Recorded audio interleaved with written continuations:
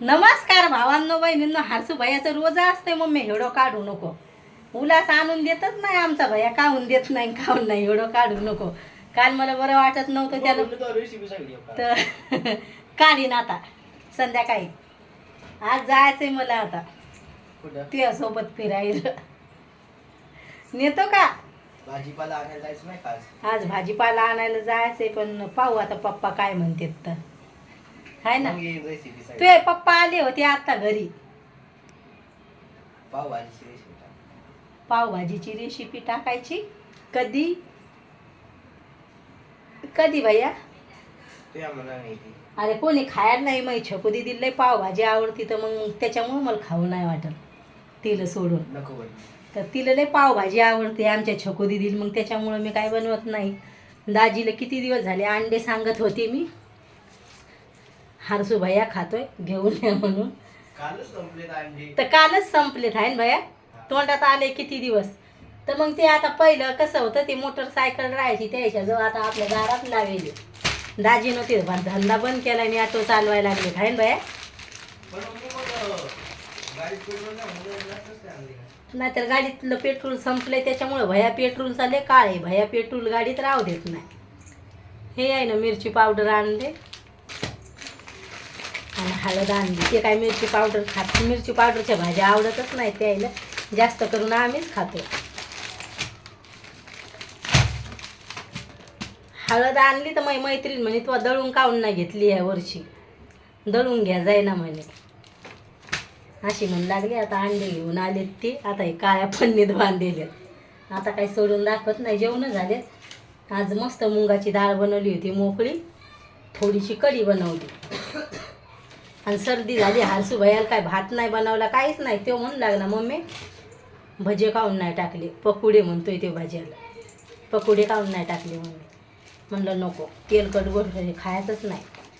सर्द्या झाल्या. काल दाजीनं आंब्याचा रस आणला, भैया काय पित नाही.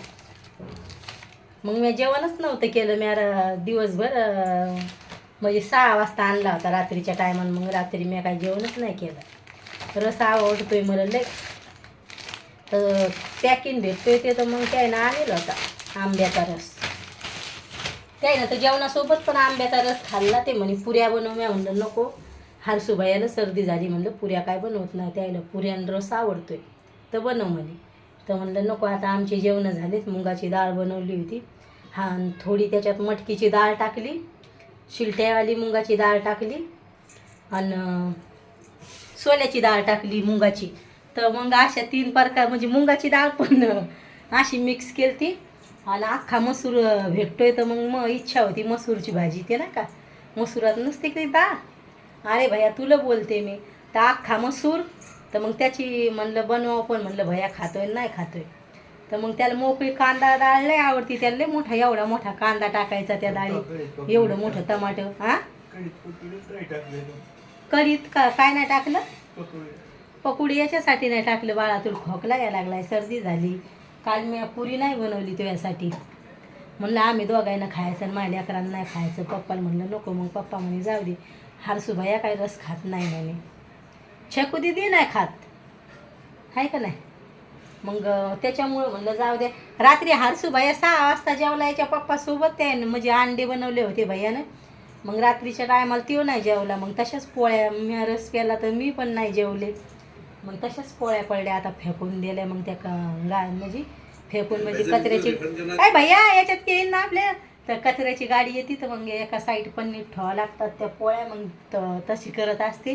नाही तर मग पोळ्या जर असल्या तर दाजी म्हणते उडदाच्या डाळीतले कुटके करून दे. पण त्याचा टाईम नक्की नाही, कधी 4 वाजता येते जेवायला, काल 6 वाजता आले ते जेवायला ते. आता त्याचा पहिला कसा 2चा टाईम होता, आता टाईम बदलला आहे, आता लय उशिरा येते.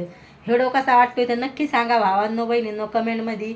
आणि तुमच्या ताई लय मेहनत करते, तर मग तुम्हाला आता भैयाचं चाललंय रेसिपीचा व्हिडिओ, तर जरूर टाकणं लागेल. आता रेसिपीचा लय बोलणं झाले म्हणतात, माझ्या भाषा म्हणतात आणि भैया म्हणतोय. आता भैया पण बोर झालाय म्हणतोय, गप्पा गोष्टीच किती करते आहे ना दादा. तर आपले व्हिडिओ शेअर करा जा, आपल्या चॅनलला सपोर्ट करा जा भावांनो बहिणींनो. आणि असा पण तुम्ही सपोर्ट करता, लय भारी वाटते भावांनो बहिणींनो. बाय भावांनो बहिणींनो, भेटते उद्याच्या व्हिडिओमध्ये.